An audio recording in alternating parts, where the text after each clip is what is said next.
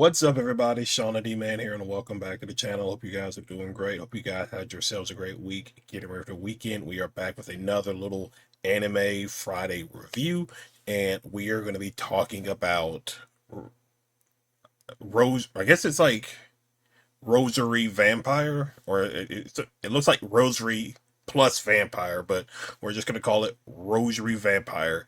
This is one I just scrolling through, thought it looked pretty interesting, checked it out, loved it. Like, probably,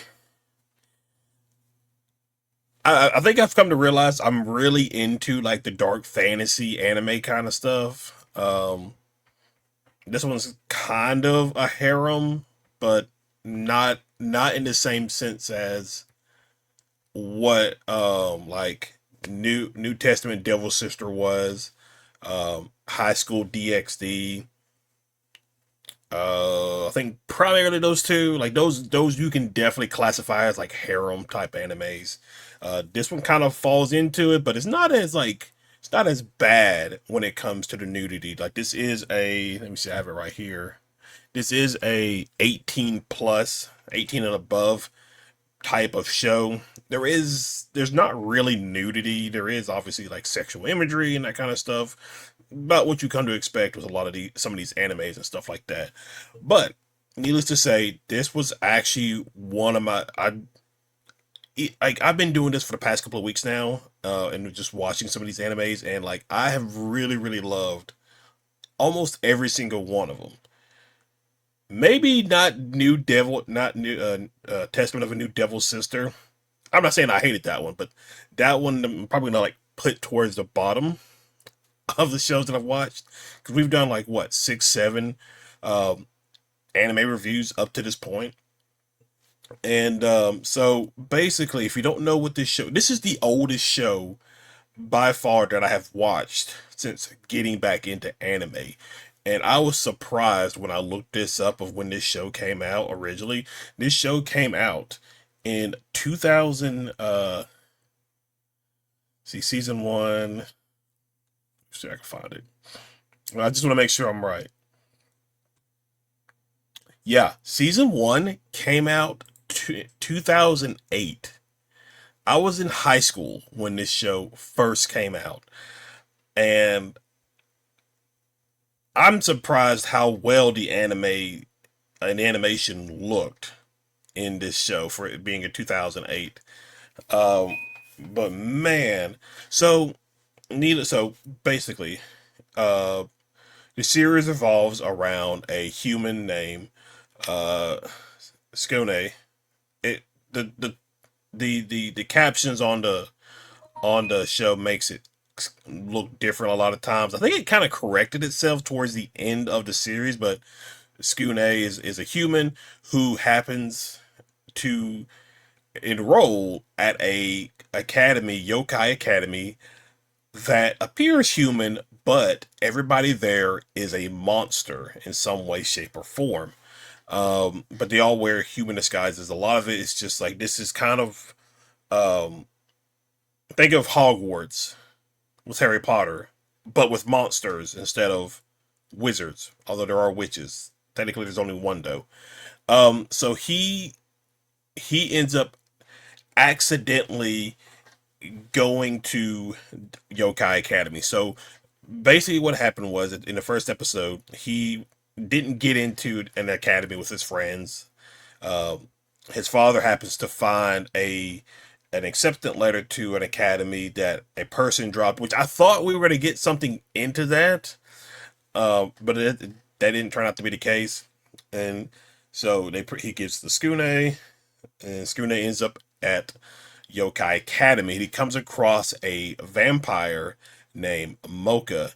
Obviously, they grow bonds together. Mocha actually lived in the human world for a couple of years, but she hates humans. She was outcasted. She was ostracized by humans. But when she learns that Skune is a human, that changes for her, and it kind of changes for him too, because he realizes like, oh, this is a school full of monsters. How am I going to survive and everything like that? And so there's not an overarching story with this series. It's kind of just like an episode of the week style of format. Now, maybe towards the end of season one, like the last four, maybe four-ish episodes, there is kind of a little plot line that's going on. But overall, it has two seasons. So the first season came out in 2008, and then season two came out also in 2008. They both came out in the same year. So season one came out in January of 2008, and then season two came out in October of January. Oh, I'm sorry, October of 2008. So yeah, there's like just episodes of the week with this show, which I'm okay with. I didn't mind. Um, the thing about Mocha is she wears like this rosary necklace, and Skune is the only one who can basically take it off. And when she takes it off, she turns into a what they titled as an S class monster, so a vampire. So they have different tiers of monsters. There's like an S class. There's an A, I guess B, C. Although we don't really see some of like the lower tier monsters, we do see two A level monsters in season two, but they're not like that important. They're just characters introduce another character.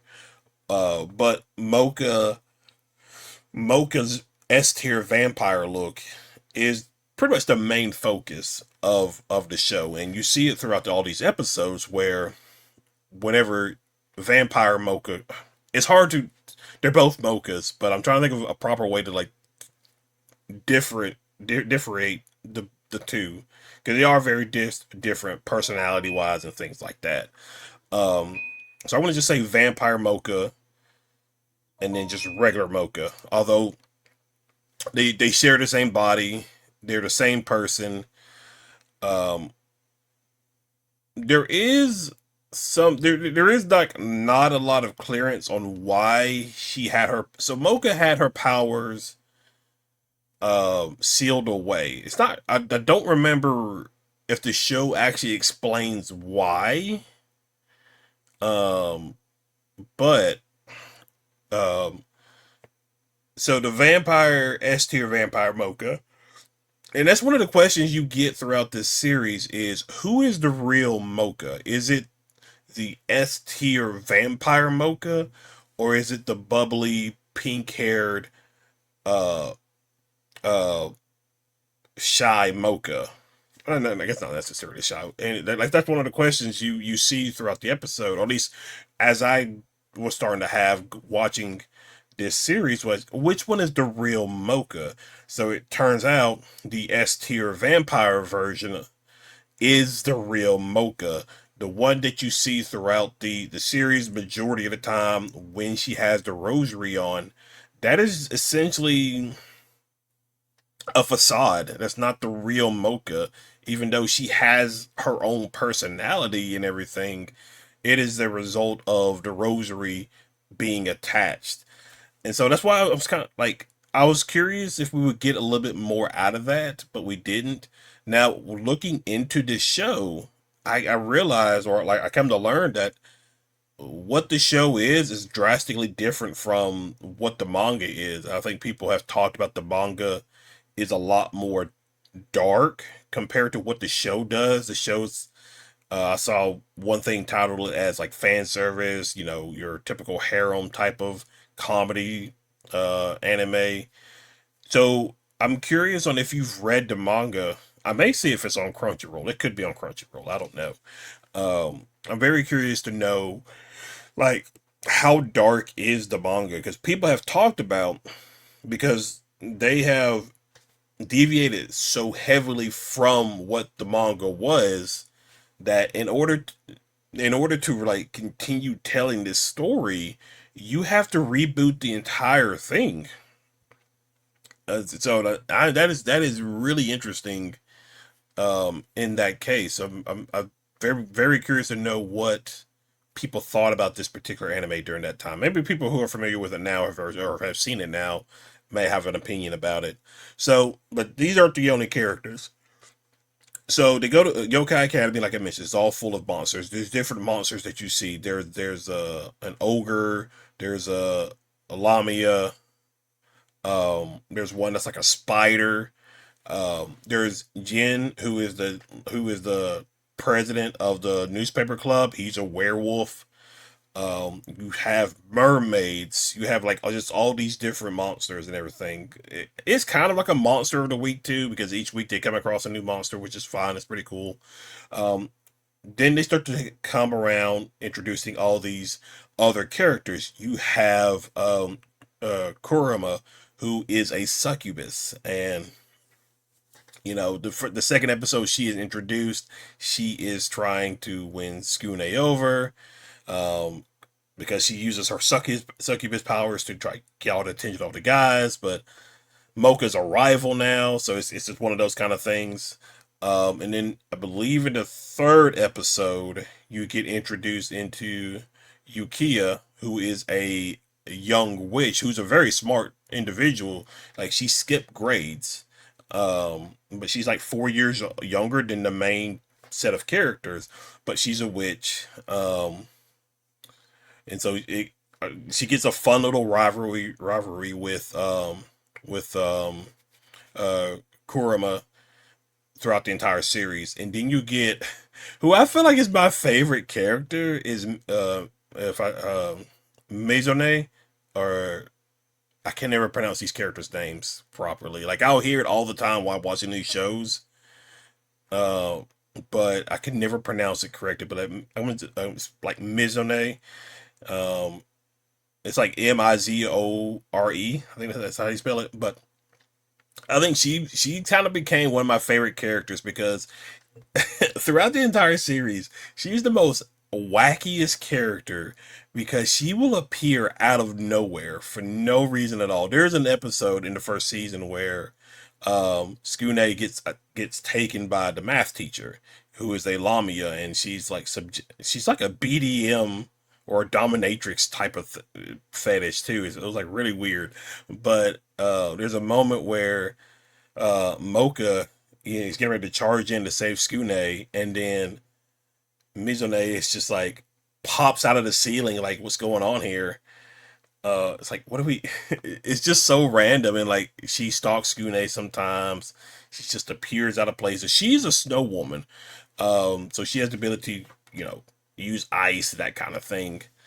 Um, and then there's Ruby, who we encounter towards the end of season one. Well, not necessarily the end of season one, but like the last couple episodes of season one. Who is another witch that we see. I thought she was gonna be a more prom. She is kind of prominent in the series, but like I thought she was gonna be like the other girl, like somebody who's trying to, fight for Skune's love and everything like that. She kind of does, but not really. But she's just more of like she turns into like a side character that just appears throughout the episodes. Another thing I loved about this series was how self-aware it was. So like for instance, in episode two, like I mentioned, we get introduced to Kurama. In episode three, we get introduced to Yukiya, and there's a moment where Kurama like looks directly at the camera and talked about like, "Hey, we just had my episode, and now I'm just now getting involved in the third episode." Um, it's just they're like self aware about the show, and they break the fourth wall. There was another one. Oh, there's another. So in season two, or I guess throughout both seasons, there is this little bat-looking creature that's kind of like narrates some stuff um, throughout the show, and there's a moment where you realize everybody can see him, and they're like, "Oh, I thought he was just narrating stuff for the show and everything like that. I didn't think he was like, gonna be a problem or something." So there's like just little moments like that where I really really loved when they did that. I thought that was so cool and that was so fun. Um, so you have so one of the main things that they try to do throughout the season or season one, Skune and Mocha try to hide the fact that Skune is human because obviously this is a world full of monsters. They have a hatred towards humans, and a human can't. It's interesting how I thought going into the series, like it was gonna be like Skune is gonna turn out to be some kind of monster. He just hasn't unlocked his power yet or anything like that. But no, he stays relatively human throughout the first two seasons because they have a barrier that protects Yokai Academy from the human world. And I thought they had like some kind of detection system. Like if a human accidentally came into the vicinity of Yokai Academy, they would know about it. They would deal with it. And I thought Skune was probably some kind of monster. He just hasn't unlocked his power, which is why they didn't raise alarms. So throughout season one, they are trying to make sure nobody knows that he's a human until we get to the back half of season one, where we get introduced to the security committee, who are a bunch of corrupt trash people. They're going around harassing other students, um, just doing whatever they want, and nobody seems to stop them. But it gets to a point to where they arrest Skune and Mocha on the suspicion of Skune being a human, which he does reveal. Yes, he is a human, um, but obviously Mizune and Kurama are very heartbroken because they couldn't trust them with the truth. Like if they would have trusted them with the truth, then they could have worked together on making sure this couldn't have happened. Um, but towards the end of this first season, it kind of goes like I was a little confused because does everybody just now think he's a monster because they think he beat up the head of the security council because the guy was a literal fox demon, and so that was pretty cool too, actually. Um, season two, you get introduced to Mocha's younger sister, Kokua, and her whole thing is she has been terrorizing. There's like a montage showing Kokua terrorizing Mocha, so like just like throughout the year. Like she's trying to pick a fight, and what it is Mocha, not Mocha, Kokua grew up with the vampire S tier version of Mocha, and she never beat her in a fight. And so that's one of the things she consistently tries to do is try to fight that her older sister. She wants her older sister, not the lame pink haired soft Mocha that everybody else likes. She wants the silver hair vampire big sister Mocha. Um, there's just interesting moments with that character throughout. Season two is the same way as I mentioned with season one, where it's just kind of like episodic episodes. It's not really an overarching kind of story until like the last two episodes. Well, maybe three, maybe the last three episodes, because the last three episodes you have it to where um uh Skune's cousin uh Kyoto, or I think that's how you pronounce it, she comes to Yokai Academy, gets some shenanigans, and the barrier that protects Yokai Academy starts to crack. And the only way to fix it is Mocha has to take her rosary because the the symbol that was protecting as used as like a source of power or the seal to protect the school with the barrier, it cracks and it breaks. It's the same style as the one Mocha is wearing, and so the only way to repair the barrier, because if they don't, monster energy is going to flood into the human world, and it's going to annihilate all the humans.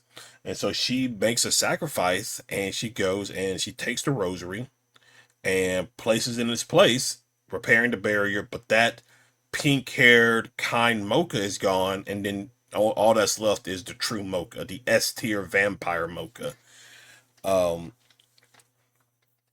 and then last two episodes revolve Skune going to fight her father to get a new rosary to bring that Mocha back. And he does. He successfully does. The series ends right there, with them going back to Yokai Academy. Um, but yeah, overall, man, it was such a wild, fun series to watch. And I'm sorry, like if you had to choose between the pink haired Mocha and the silver hair vampire Mocha, like I'm taking the silver hair vampire Mocha 9 times out of 10. She's a little awkward though, because like in like episode 12 or episode 25, I guess technically, um she she's just like just awkward. And they both, regular Mocha and vampire Mocha, I mean, they're both vampires. It's hard to differentiate how I want to call these two. They both have feelings for Skune. Skune cares about them both, and he just can't choose between any of them. All the girls and everything. But yeah, it was a pretty fun series. I really liked it.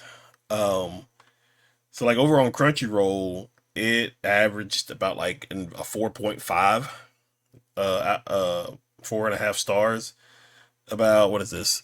About 15,000 plus have watched this series up to this point, so a lot of people seem to like it. Like I mentioned, I really enjoyed it. I thought it was a fun series.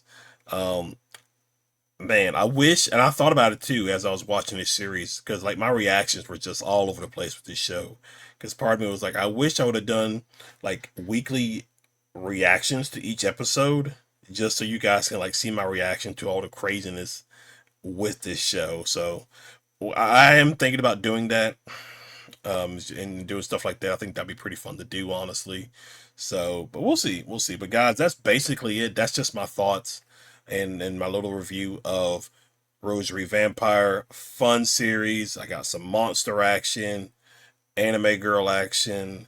It was such a blast, fun series. If you have not watched it, I would say you might like it. It is 18 plus, so 18 above. You do get some. There's not really like bad language in this show now I think about it. But you do get some like sexual imagery and that kind of stuff. But overall, I really enjoyed the series. But guys, that is basically it. If you are new to the channel, be sure you hit that like and subscribe button. Be sure you comment below. But other than that, I will see you guys in the next video. Y'all have a good one.